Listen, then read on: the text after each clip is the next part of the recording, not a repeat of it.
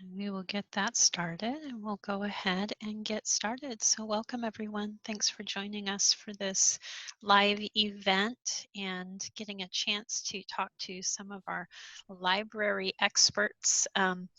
They are an amazing team. This is just four of many, many amazing librarians that we have for our campus. So I'm going to turn it over to them.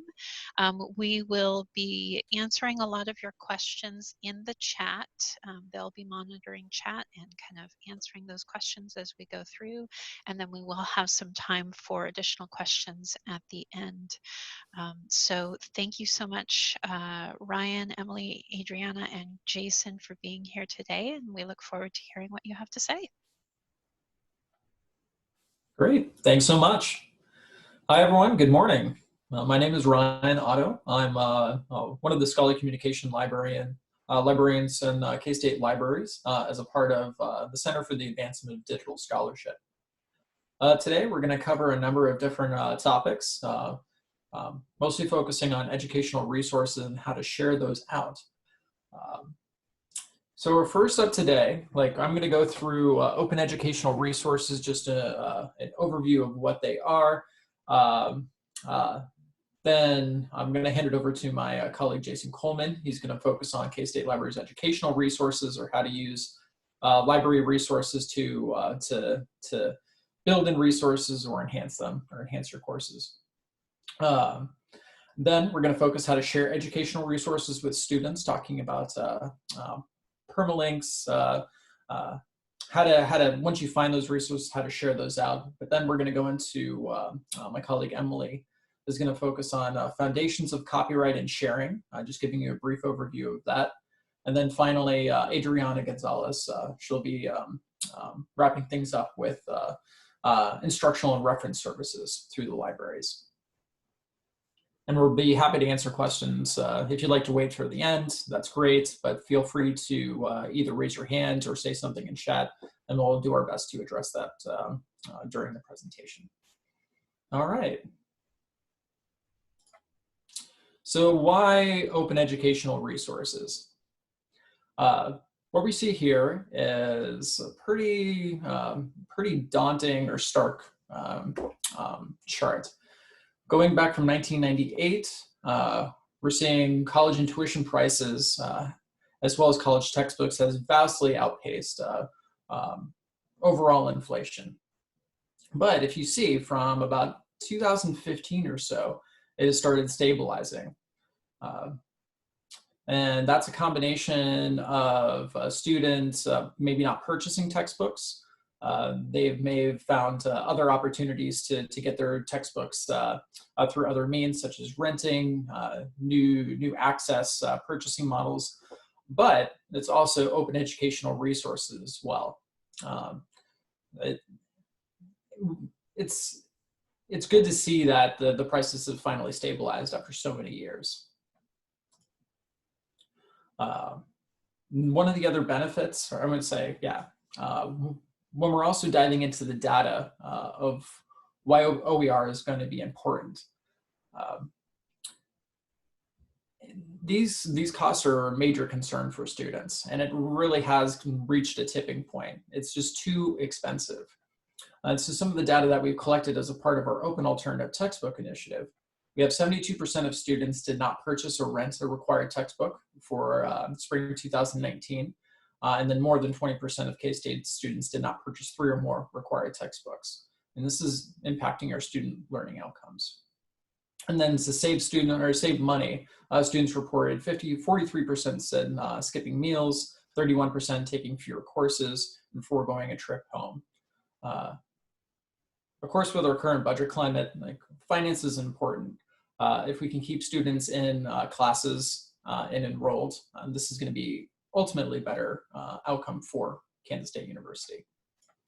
And so students and universities benefit from these resources. And so we saw a 29% lower withdrawal rate for courses using open textbooks.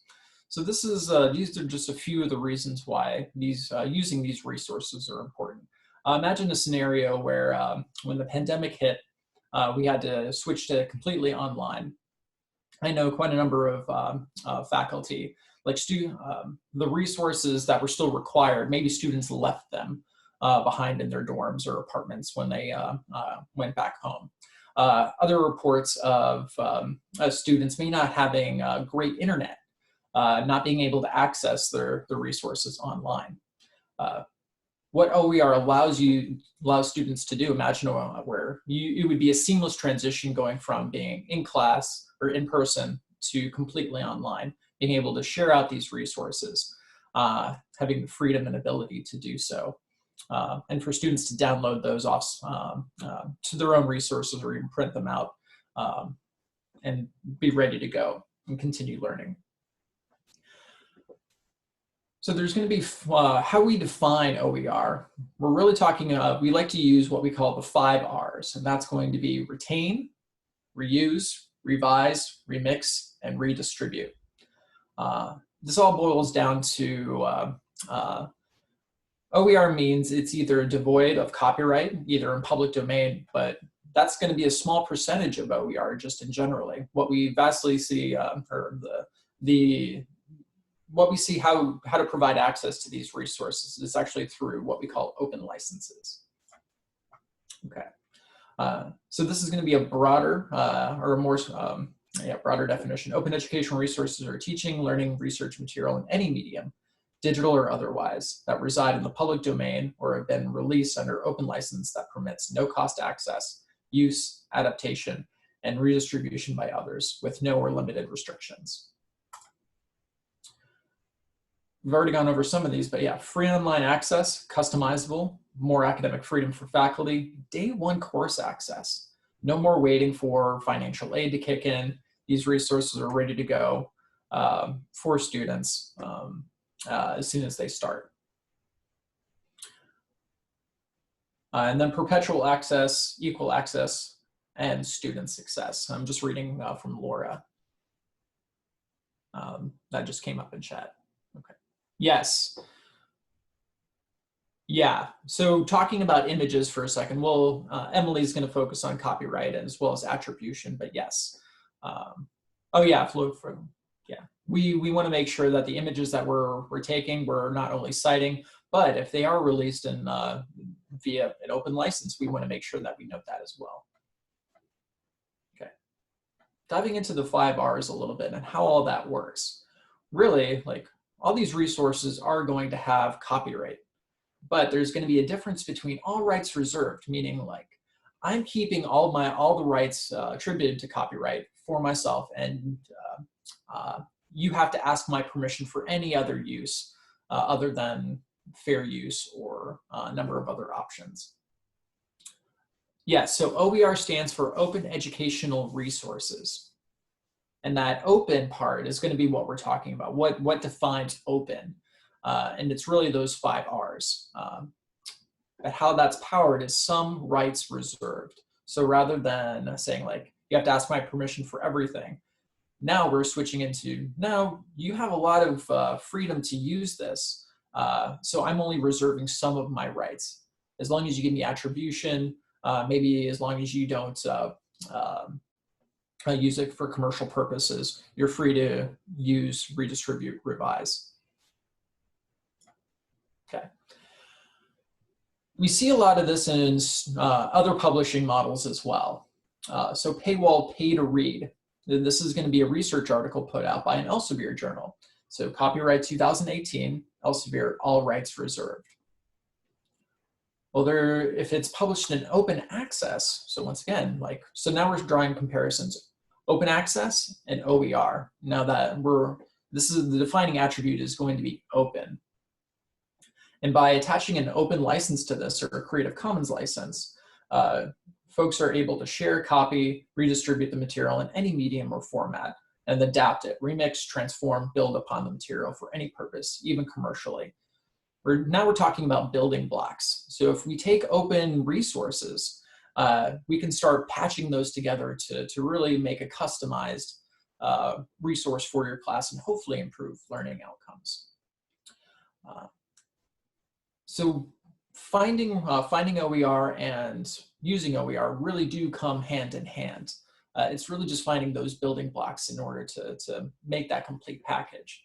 Because if we're talking about a class, we're not just talking about like, you don't just get a textbook and you're good to go. There's a lot of other material that may go along with it. If you're all built using open building blocks, you can start making that Frankenstein sort of learning resources where maybe you have a test bank pulled from somewhere else. Maybe you have your text core or your course material pulled from another repository, but then you're able to take all these pieces and put them together. So where to find OER? There's going to be a lot of different places where you can search for. Some regional, some state, and some national. And we're going to go into some of those repositories now. One is going to be, so Open Oregon is going to be a state repository for OER resources. OpenStax textbooks is another great resource. I think they're run out of Rice University. It's a separate nonprofit, but they create OER as well as a lot of supporting material for classes, and they release this openly. Okay. Yes, so responding to Dr. Tobler, how does it relate to journal papers and book chapters that we might get from interlibrary loan? Great question. We'll be talking about interlibrary loan in a bit, but there's a strong chance that these book chapters or journal papers have not been released openly. If it was released openly, you wouldn't even have to interlibrary loan these. You would be able to just hop in, grab it, and then download it yourself with no paywall. So the interlibrary loan is going to be a separate process that we'll cover in just a bit. Yeah, Laura, great. That's a great resource, and we'll be able to flesh out what all those licenses mean as well. Okay, so diving into OpenStax for a second, I'm going to switch gears and okay. So for OpenStax, these are going to be some of our open access textbooks that we publish here at K-State through New Prairie Press. Let's go hop into Principles of Biology. This is going to be a customized resource that our biology division has created. But as we see down here, it was adapted using an OpenStax book. This is something that's a customized resource that they created using that OpenStax foundation. And now it's freely downloaded. What they've created a version of it that they're able to provide their students and really work into their curriculum. And so far it has 1,266 downloads to date. Really cool stuff.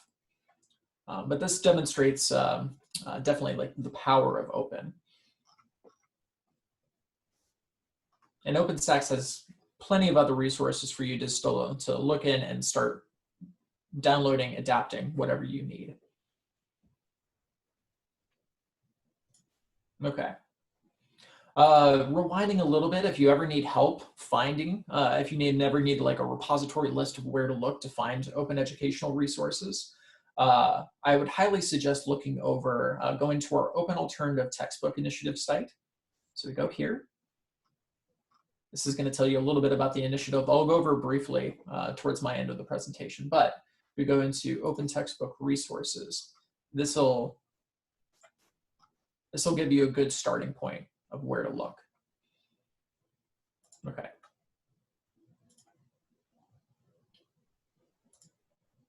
Another one of my favorites is going to be LibreText. So this is going to be a repository plus a platform, a delivery platform for creating, adapting OER. I highly recommend looking at it. K-State will be supporting this more in the coming months and years. So just keep an eye out for that.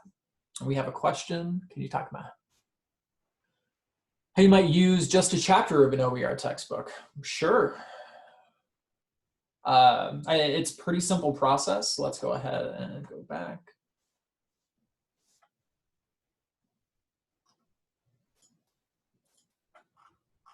for an OER textbook, let's say we go to contents. Okay. A newer version is now available. Okay. Get this book. Okay.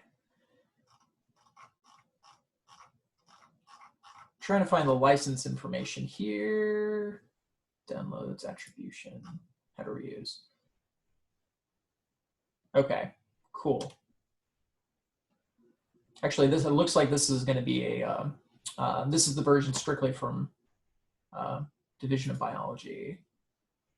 Okay, yep, so once we find the license, this is going to, unless it's otherwise stated, that license is going to be connected to all of the content available throughout the book. So if we want to just isolate one chapter, we can just take that chapter and use it to build your own resource. So you can just copy and paste as long as you give attribution to the authors, and that satisfies the terms of the license. So this is why open resources are so useful and powerful. Does that answer your question, Laura? Okay, cool. For vocational training, Skills Commons is going to be one that we would suggest.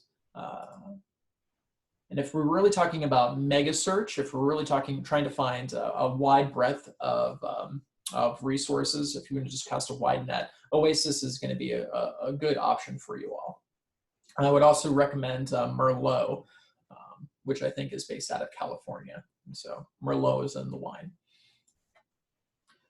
Google is a very simple but useful way to search for not only resources, but even open images as well. If you'd like to go ahead and plug it into a presentation or one of your papers, it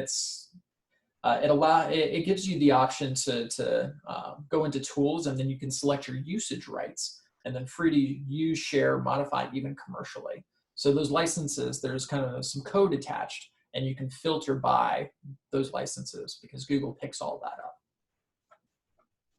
You can search directly through the Creative Commons site as well, and there's going to be lots of options here: Flickr, Pixabay, YouTube, Wikimedia Commons. It searches a lot of databases simultaneously. Okay, so going into Open Textbook Library. The reason why I recommend this is because it not only provides it's not only a database of the resources, but it also gives you potential reviews. And reviews is going to be a critical part of whether or not something is going to be good. Or at least gives you a quick snapshot of if this is worth even reviewing for your course. So Open Textbook Library is run out of the Open Textbook OTN, Open Textbook Network, which K-State is a part of. And so we contribute not only our open resources to this, but also we're a member and support it financially. Okay, so using OER, once again, finding and using OER going hand in hand. We'll be going over more of this during Emily's part, but this is going to be a quick framework that we like to use of how to analyze any sort of copyright. Let's say if you want to figure out if you can use a resource, this is going to be the framework that we do recommend for you to work through that process of finding out. And that's going to be 4 steps, but if we find a Creative Commons license, all of this is cut out. We don't have to go any further because once it hits that part, we know that we can use it as long as we abide by the requirements of that license. There's also there's OER to help you build or use OER, which is really cool. Resource being put out by the Rebus community, a guide to making open textbooks for students, modifying an open textbook, which you need to know, and the Rebus guide to publishing open textbooks so far. So these resources that you're able to link to know how to start building. So this is going to be, so the next resource I want to point out is something called Pressbooks. Pressbooks is an OER authoring platform. Okay, one sec. Are there textbooks developed through K-State Open Textbook Initiative? Yes, there are. A good example, let's go back to OTN. Let's do nutrition. Here we go. Second one, or the second, can you all see this? Okay, great. Yeah, so this is going to be created by Brian Linshield, which was our one of our co-founders for the Open Alternative Textbook Initiative. You can do, there's a PDF here, but then if we want to go to New Prairie Press, which has the most recent version, so yeah, it should link as well. Okay. Oh yes, Pressbooks.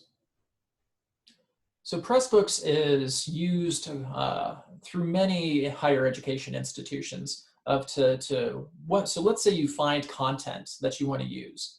Now you need to have a platform to deliver. Well, that can take a number of different forms. Some have used Google Docs successfully. Others just use their another proprietary system. Others just deliver it through Canvas. But an option that is available to the K-State community is Pressbooks.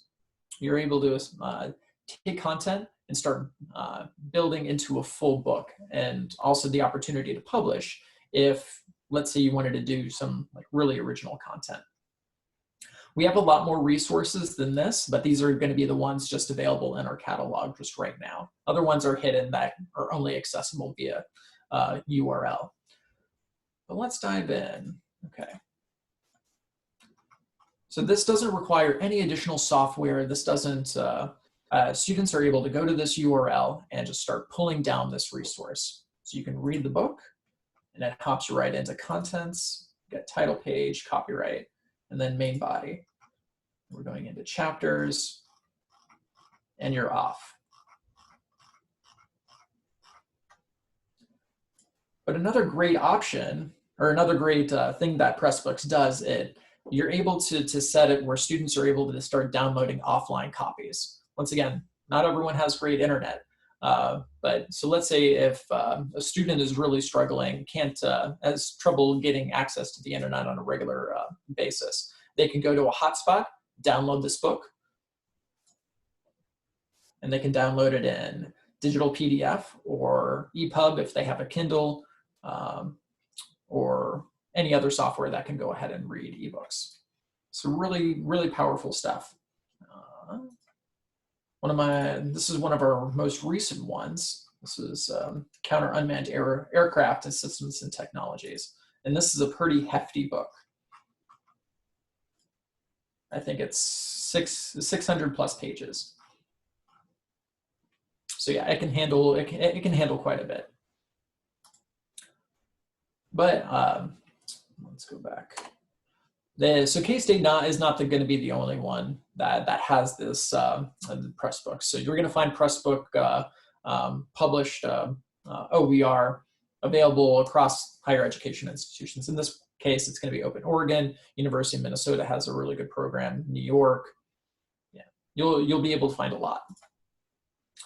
This is going to be some of the things that Pressbooks can integrate with. If you'd like to find out more. So the Open Pedagogy Notebook, if you really want to, this is a great resource to help you get started as well, to get your class up to speed using OER. There's going to be resources available for you there. And then finally, I wanted to end with, so we do have a program that's been running since about 2013. That's going to be the Open Alternative Textbook Initiative. Our initiative was a recipient for All In this year, which means that's, if you've heard of All In for K-State, we were in the midst of doing this huge push, but we've had to put that on pause until next year, just because of our current situation. But yeah, For $500,000 initial investment, we've saved students so far about $5 million and just 1.57 million saved to date in the last fiscal year. And that translates into over 17,000 textbooks not purchased. It's by having a little bit of investment, this has huge cost savings to students. And the initiative comes in two parts. One is going to be a grant, which is going to help help instructors create open alternative resources, because we know that that takes time and resources. But then the second part of the initiative is the fee, how to keep this thing going, the sustainability part. So yeah, part of that fee goes back to the initiative to help fund more awards. But about $9 of the $10 per class fee goes back to the departments, and that translates into a sizable chunk. I think we had close to $200,000. Some of the last figures I looked at, $200,000, I think, per year went back to departments. So it does help. All right, at this point, I'm going to go ahead and turn it over to my colleague Jason Coleman for the next part of the presentation. Great, thank you, Ryan. I'm going to share my screen here. It might just take a moment or two to make that transition.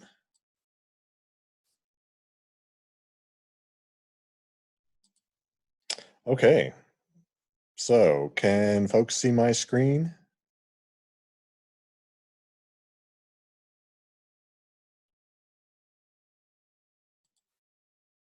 Okay. Yes. Wonderful. Well, we are delighted to have you here today, and there's so much content we want to share with you. We've really struggled to choose what we felt was most important to convey to you today. We will be sharing our slides, as I mentioned in the chat, and those do have at the end links to a number of our resources that we're very eager for you to be aware of and to take advantage of.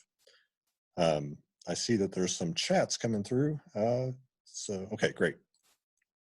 So Ryan has really focused in on open educational resources. In this environment, it's key to be aware that that is a push that the libraries have long been wanting to make, in many libraries. This is a great time to make that leap to using open educational resources. The benefits of them, as Ryan explained, are largely financial, but easy access, easy to share. It creates a whole community and ecosystem of scholars sharing content, building on each other's knowledge, and it's really beneficial to students. At the same time, there are many resources that continue to be licensed that publishers provide that are restricted more to groups that are addressed in our licenses. We have a collection budget of about $6 million, roughly. A lot of that goes to online resources, including ebooks, videos, streaming documentaries, sound recordings, just a wealth of information that we have available. And here I've got a slide that shows you some of the major packages we have with a lot of what we think are really good content for you, for researchers, for educational purposes. This is by no means the entire list, but some of the real biggies. One of the struggles, honestly, as we have so much content available, is how do you find it? How do you know what we've got? And to be frank with you, I've been doing this for 20 years, and I still struggle with that sometimes too, so since there's so much. Here is our major tool that we recommend using and starting as a starting point, and it's called Search It. We feature it on our homepage, and you can go to it directly as well. I hope that you probably have used that. It's a great resource, it's a great tool, but like any tool, you have to be aware of what it does well and where the limits are. And the key one with Search It is that it doesn't search everything that we have, and it also doesn't search it as in depth as you may want. And that's why it's still important to be aware that you can go directly into these resources. And I'll illustrate that in a little bit more in just a few minutes. When you use Search It, the key to success is to be nimble, to be flexible, to try different terms, but also importantly to be prepared to use our facets. And here I've illustrated two of the major facets that you would want to use if you're focusing in on ebook content. So you would select full text online to get to our online resources. And then under resource type, you would click show more. And here I've done a search for mitosis. And you notice up at the top of this image, it says there's 238,095 results. So a lot of content that comes up with mitosis. You want to slice and dice that. If you do what I just mentioned, click full text online and then click show more under resource type, you'll see that there are 253 books that are full text online that Search It has information about for that term mitosis. And this screen shows you just a few samples of some of the titles that come up. So Search It's a great starting point, but I want to emphasize it's only a starting point. The database directory, which we feature as well on our homepage, right below the Search It box, is extremely important. We list over 300 databases there. Many of them are free. It also includes almost all of the ones that we license that have a lot of content. So if you click that link, you come to our databases directory, and it's organized by mechanisms for browsing, including subjects, tags. You could sort by vendor. There's also a search box, which I don't include on this image, that you can search that way as well. But that's just searching the titles of the databases. It's not a way to search for articles. And you can also browse by the first letter of the name of the databases.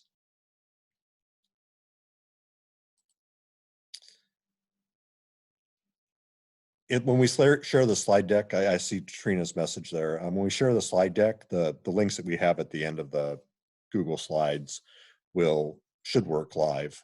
I'm pretty sure, yeah, they do work live. And we will send that out to Laura and Trina in a little bit. So on the databases directory under subjects, we've organized that intentionally to coincide with the academic structure of the university. So mostly names of departments, sometimes colleges.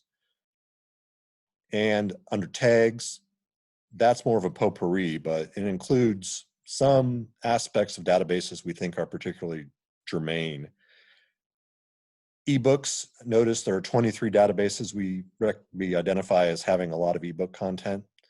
There's also primary sources for those of you who are wanting your students to become familiar with actual documents from firsthand experience or that kind of content. So a lot of great material here.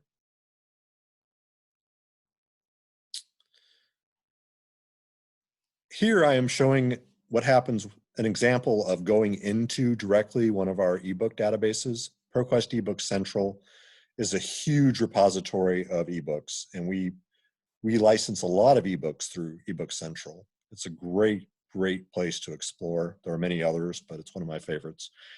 The reason I'm showing you this is because I've done a search for the keyword mitosis here, and you notice there's 3,470 book results that come up. If you remember from Search It, when I did that same search, it was, what, 243, something like that? And the question that I'm hoping you're thinking about is what accounts for that difference? The difference mostly is that when you go into the databases directly, you get access to searching a lot more information. Here we're searching the abstracts, the table of contents. When you're just searching Search It, you're only searching the top layer of metadata, so you can't delve as deeply.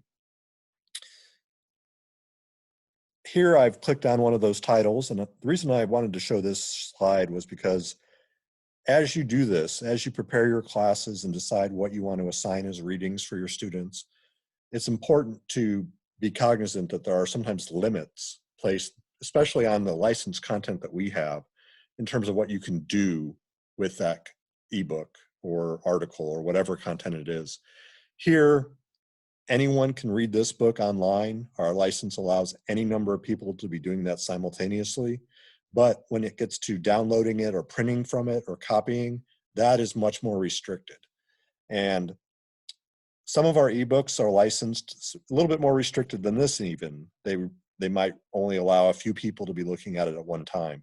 Fortunately, we don't like to license books that way because we want them to be as widely available as possible, but there are a few vendors that we just don't have another option really.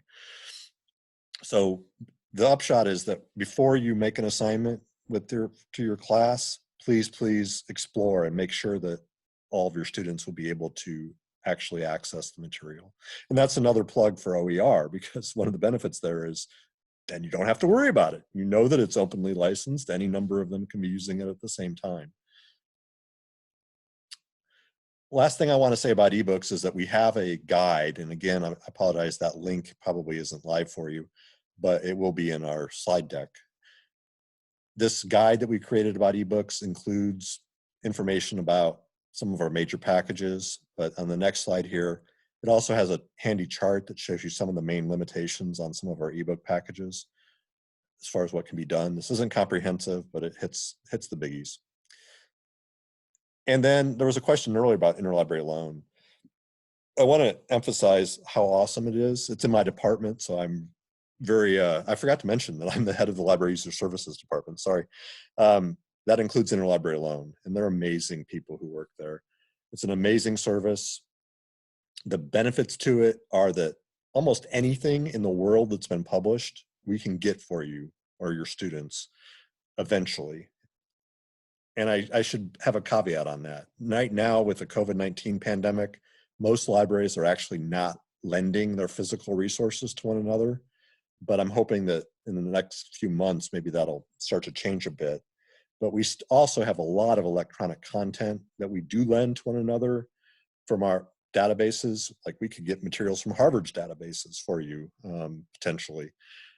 And we're lending ebook chapters that we can digitize. So page, if you click services and then click interlibrary loan, that'll take you into that portal. And then you would log in with your EID and password when you click request a loan and can fill out a request from scratch. We can get all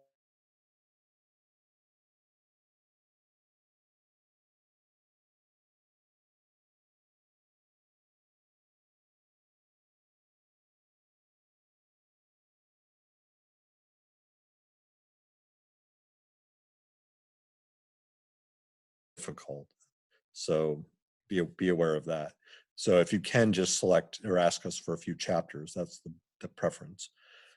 Then one other thing I want to say about this is that we don't recommend this as a method for making sure your students have access to textbooks, mostly because very few libraries will lend a textbook, and we really don't have licensing that would allow other libraries to lend 50 copies of the same textbook. That's just not going to happen. So that's another plug yet again for open educational resources, or for using the resources that we license. Like if you find an ebook in eBook Central and you want your students to all read that, you could share that with them all, since our licenses allow any K-State person to access those books. Then the last thing I have before I hand it over to my colleague Emily Finch is, how do you share these resources with your students? When you're going through our databases and our content from the library's website, we want you to share those with your students through a permalink. And here is a screenshot from Search It showing you how to find the permalink. It's pretty easy. You just click the little icon there, copy your permalink, put that in your Canvas course, or you could send it in an email. Probably Canvas is better, or both. That's the link, please, to share with them. Now, the reason is because this is a stable link. When your students click on it, that will require them to sign in to show that they're authorized to use it. And importantly, it also gives us data, so we know how many people are using it. And the reason we want that is so we don't decide to cancel something because it appears to us that nobody's using it when lots of people actually are. We need to know. So to help us know, please use permalinks so we're aware of that. Importantly, don't download a chapter for them as a PDF and upload it to your Canvas course, because then we'll have no idea how many people are actually looking at that chapter. And it might also violate copyright law too. So lots of reasons to use permalinks. We have a guide about permalinks which shows you examples of where to find them. And crucially, if you have any questions about this, please ask us. Adriana at the end will share some resources for getting in contact with us.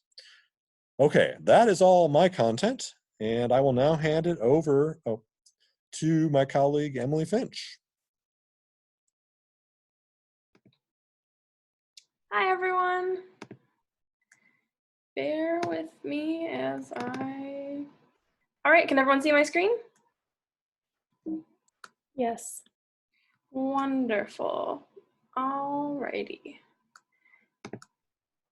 So my name is Emily Finch, and I'm very excited to be the new Scholarly Communications and Copyright Librarian here in the Center for Advancement of Digital Scholarship. Checking this chat. Sorry. Okay. So two resources off the bat I want to point out really quick are the copyright section of our website, which is pictured here, and that has some resources on use, fair use, ownership of scholarly output, and much, much more. And the other one I wanted to share with you is the Using Copyrighted and Library Content LibGuide that we have available. And that link was on the other slide too. So moving forward, what is copyright? I'm going to provide a very quick and in no way comprehensive overview of the foundations of copyright and some relevant licensing information as it pertains to OER. So at the outset, copyright law is codified in Title 17 of the US Code. Its aim has always been to encourage the creation of art and culture by rewarding authors and artists with a set of exclusive rights. First and foremost, it's important to note that copyright is automatic. While registering your works formally with the US Copyright Office can provide additional legal strength, copyright lies with the owner from the moment of inception. And so we'll actually talk a little bit more about what's protected and what that means. So what's protected?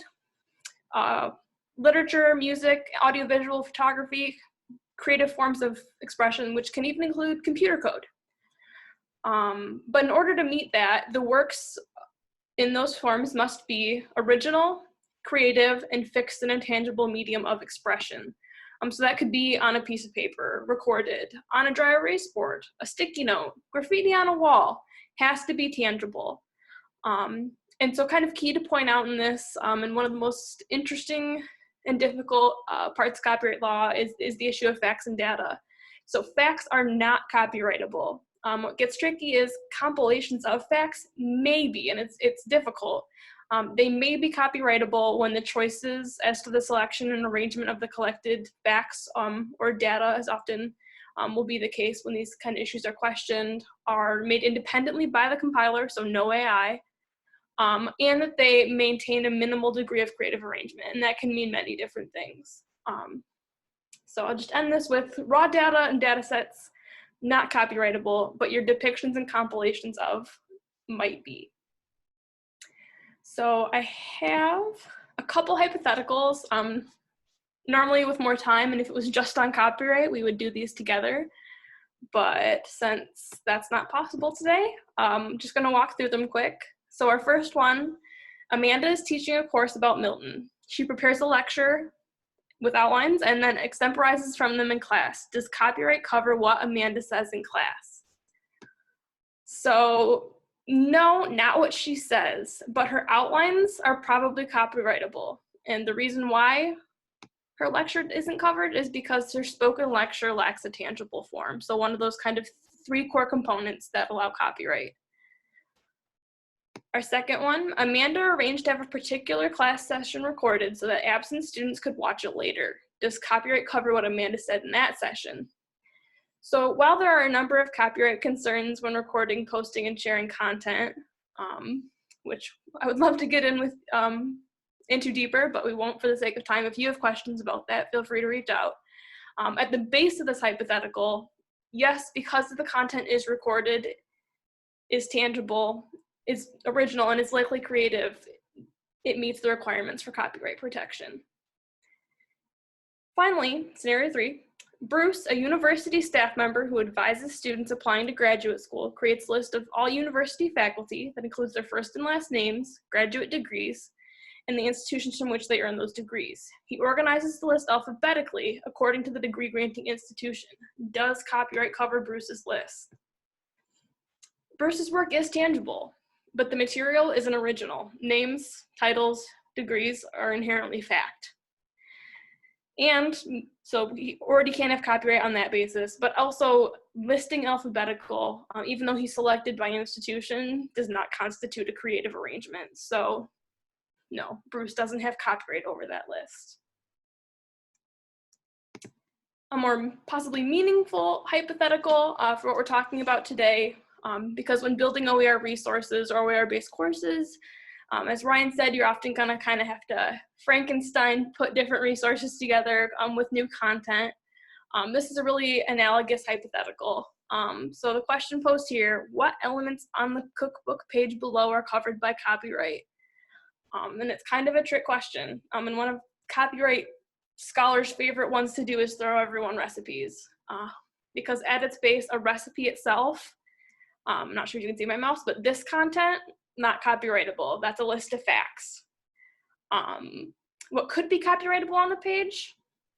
Your images. So the photographs taken, if they have sufficient creativity, might be.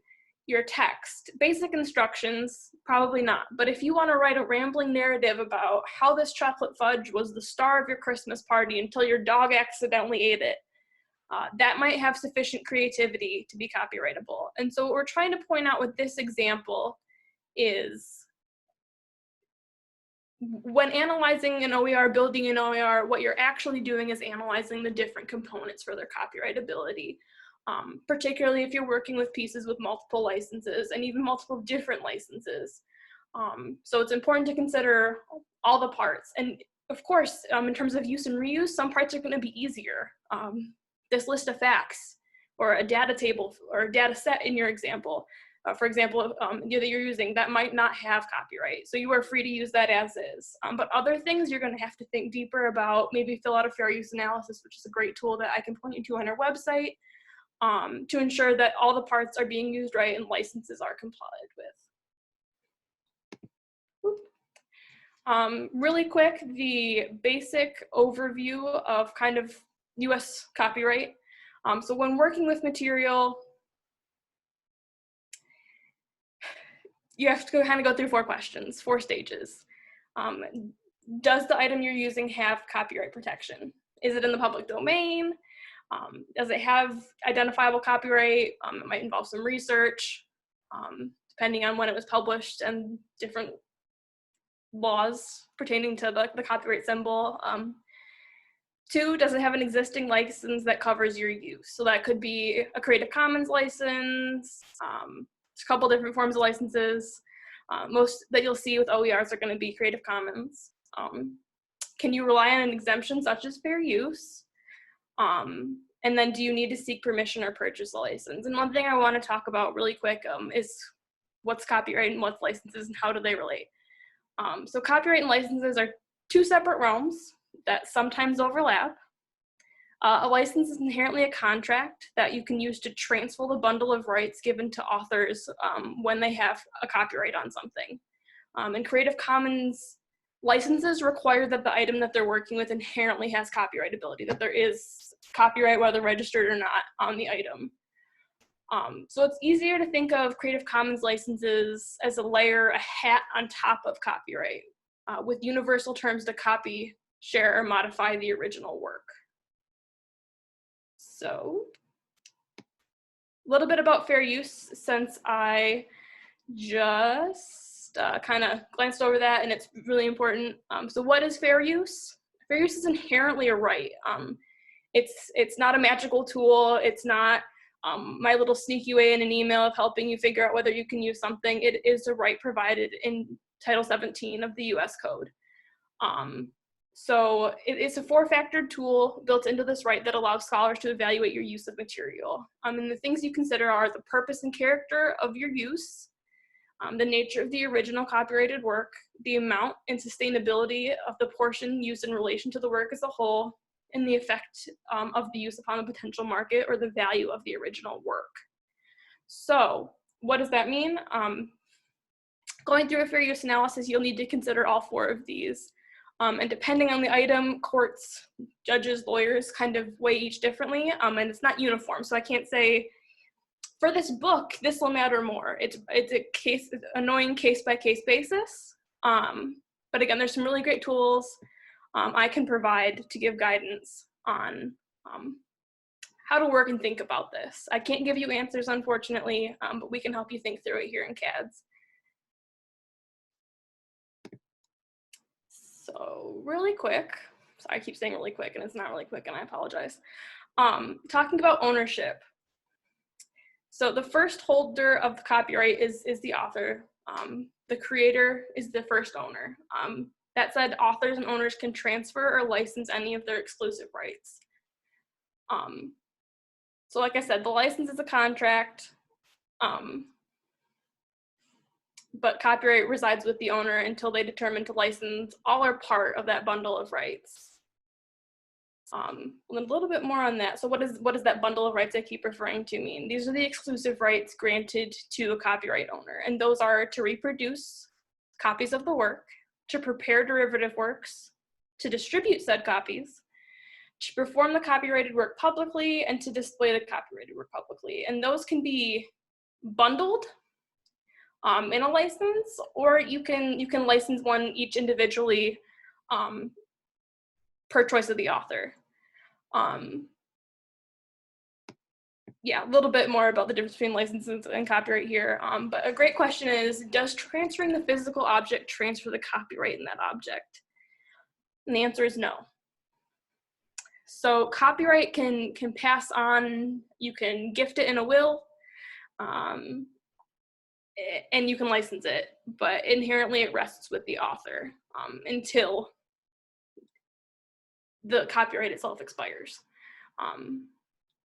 And there's some great charts I can point you to find out whether new items are copyrighted and how long, older items, and some great charts to find out when things will be in the public domain. So Emily, yep. I just want to point out there's a question in the chat from Catherine. Just saw that. Thank you. Sure. Let's take a look.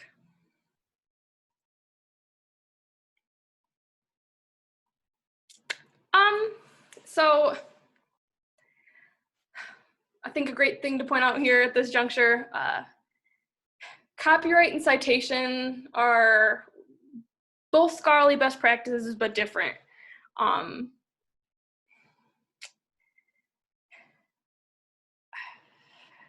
can't really give like this is a yes or a no, like legally you're safe or legally you're not, because that's out of my realm. Yeah, general counsel might have some answers. Typically, if you're making an effort to identify ownership, that's sufficient. Yeah, I think if you're exclusively citing from one source, you're probably doing you're making that effort, that requisite effort. The issue would be if you're like pulling from 8 different things and someone's like can't determine which image is from which source you're getting it from, then that could be a problem. But yeah, I'm sorry, I can't speak in a lot of definitive phrases because it crosses the line into legal advice, which I cannot give. I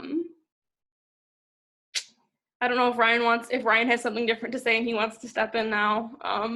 No, yeah, that basically covers it. Like in terms of citations, you use scholarly best practice. In terms of copyright, it is different. So like, make the effort, yeah, is what I guess we can say. And if you're making the effort, that's there recorded.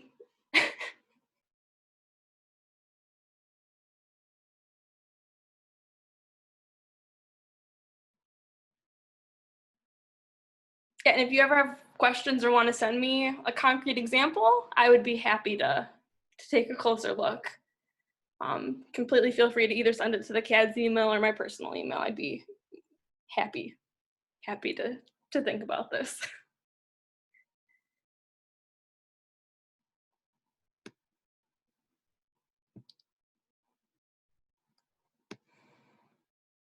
Awesome. So moving forward. So the answer to transferring physical object, no.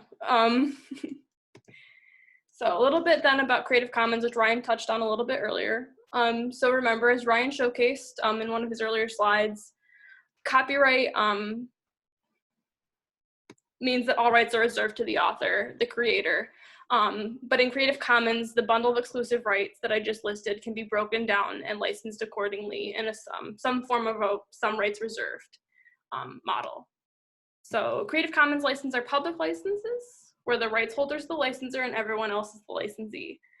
And again, Creative Commons, just like a copyright, would last as long as the work is copyrighted, and then when it enters the public domain, it becomes the public domain and the license is no longer required. And that is, of course, unless termination rights are exercised by the author.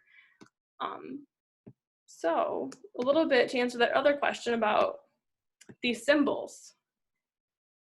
So there are 4 components of Creative Commons licenses, and as you can see, some will use parts, some will use all of them, and they are attribution, derivative work, share alike, and non-commercial. So your attribution simply means that when used, that the original owner requests attribution, that you credit them. And this can take many forms. Creative Commons, the link on the slide below is their website. And if you click through the licenses, it'll give significantly more concrete examples of what attribution can look like depending on media. I could spend 18,000 slides on that, but no one wants to hear me go through that. But there's a really great table. And if you have any questions, shoot me an email and I'd be happy to provide a direct link based on your question. Derivative works. So you can prevent others from creating, well, you can limit what others create. Derivative works mean that they can only copy, distribute, or display. But if you provide derivative works, they can transform. Share alike is one of my favorites because it really pushes open to the extreme. And it means that others can distribute your work, edit your work, build upon your work, but only if they license their work under the share alike license too. So kind of the life cycle of the item lives on, and it stands to benefit the most people. And then finally, there's the commercial, non-commercial. So basically, this allows you to dictate whether or not the work you created can be used for commercial or non-commercial purposes. That one's probably the simplest, and yet most contested. So just really quick, anything with the no derivative element in the Creative Commons licenses, or if you're building that into your Creative Commons license, isn't considered OER, because remember that revise and redistribute are 2 of the 5 R's of OERs. And yeah, therefore when creating items, we strongly discourage it. But just a reminder, and then also a reminder that ND content is still free to use. And finally here, just a reminder, I talked a lot about copyright and mentioned the public domain, but there are going to be items in the public domain. A ton came in 2020 or 2020 this year. Things like published by the US government, NASA space videos and images are going to be automatically probably in the public domain. Creative Commons just launched a public domain mark that allows people to put that on things. It's not always going to be on things, so some research might be involved. And then also they just created the CC0, which allows authors to create and then waive all rights to automatically put a work in the public domain. And those are free to use and have no restrictions. So sorry for going a little over. I'm going to stop sharing, and Adriana's going to talk a little bit more about some general library stuff. Great, thank you, Emily. I will share my screen now.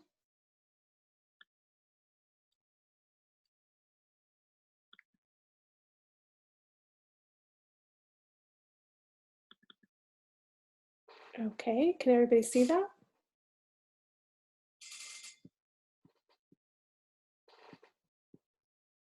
Okay, So I'm Adriana Gonzalez. I'm the department head for academic services. I oversee a department full of librarians, the discipline librarians.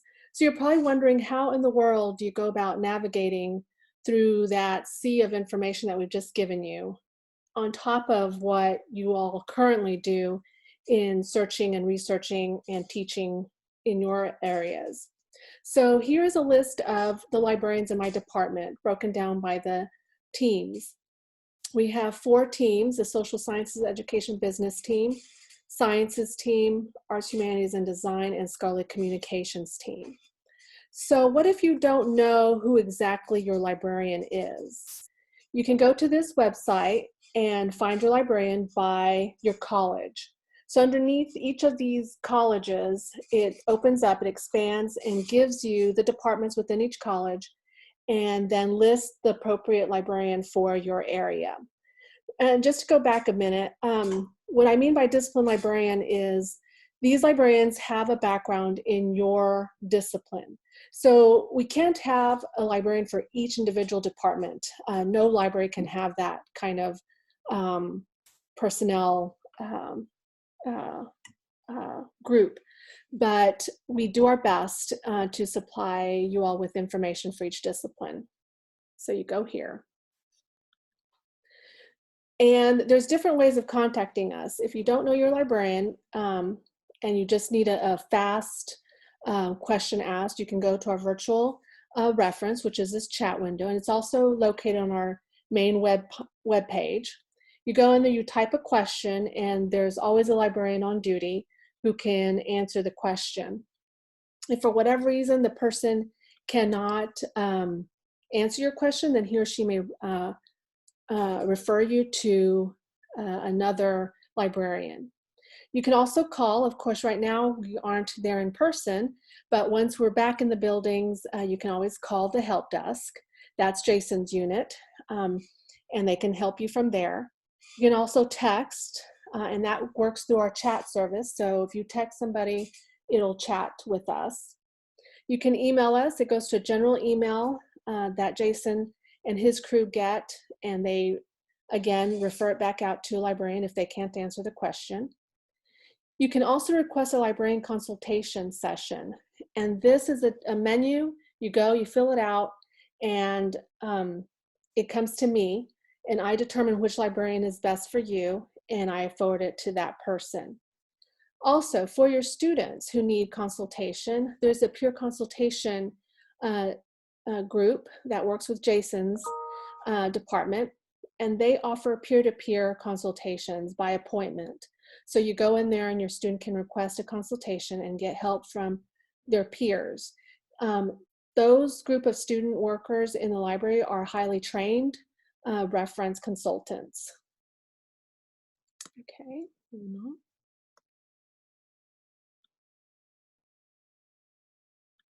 Okay, so navigating all this wealth of information, we have what we call research guides, which that arrow points to.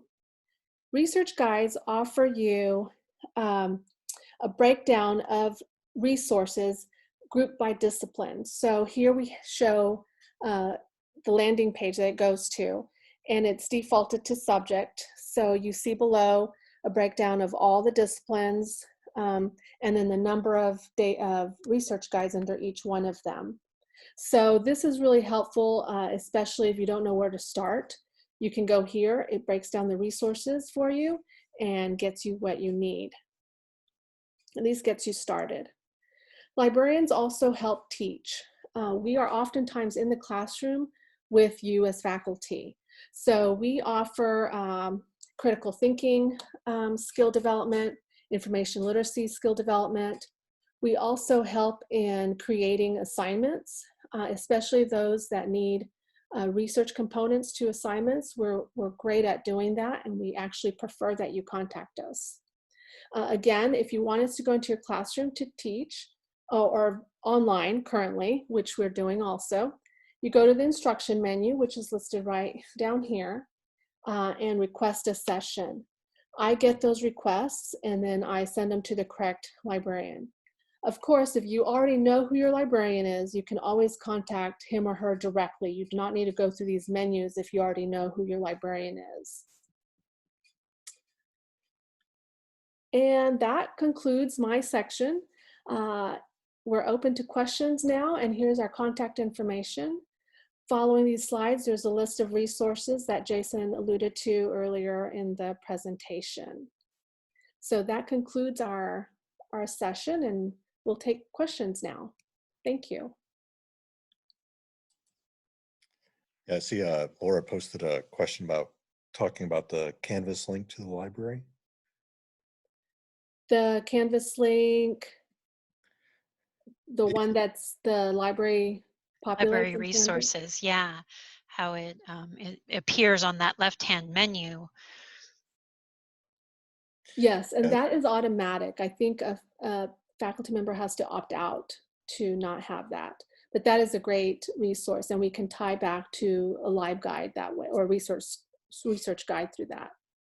So how would a faculty member get that tied back, right? So, I mean, it's just a standard thing usually, but I've seen some that are directly tied to the resources that you have. Sure. So I don't know, honestly, the technical aspect of doing that, but I have a staff person who does that. Her name is Alice Anderson, and she offers classes on libraries and Canvas. So if you want her, Laura, to offer one of those sessions through this venue, I'm sure she'd be happy to. Awesome. Thank you. Mm-hmm. And so I did have one other question that we had come in before, that people had heard that a certain percentage of content can be used from a resource without having to have permission. Is this correct? I'll let Ryan or Emily answer that question. Sounds good. Emily, go for it. No, a broad statement like that is not correct. Your fair use claim might be stronger if only a portion is used, kind of going back to the fair use slide I had, but you really need to evaluate on all 4 factors. And I'll try to grab the link quick to the fair use evaluator tool and throw that in. But no, there's no set legal quota for what's acceptable and what's not. If you're really interested, the Georgia State case that just came out on fair use and copyright is a great example of a case-by-case basis. And there's like over 40 different evaluations on different uses. And sometimes 12 pages from a 200-page book, a judge might rule is too many. It's all about like what law calls the heart of the work.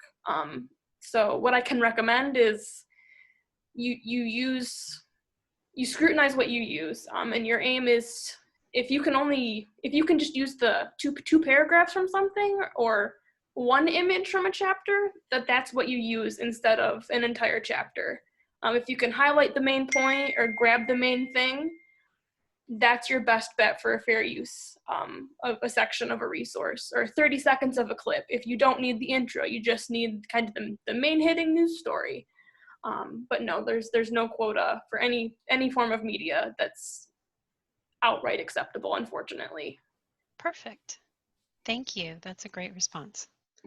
Definitely helps. Any other questions that we have for our amazing librarians?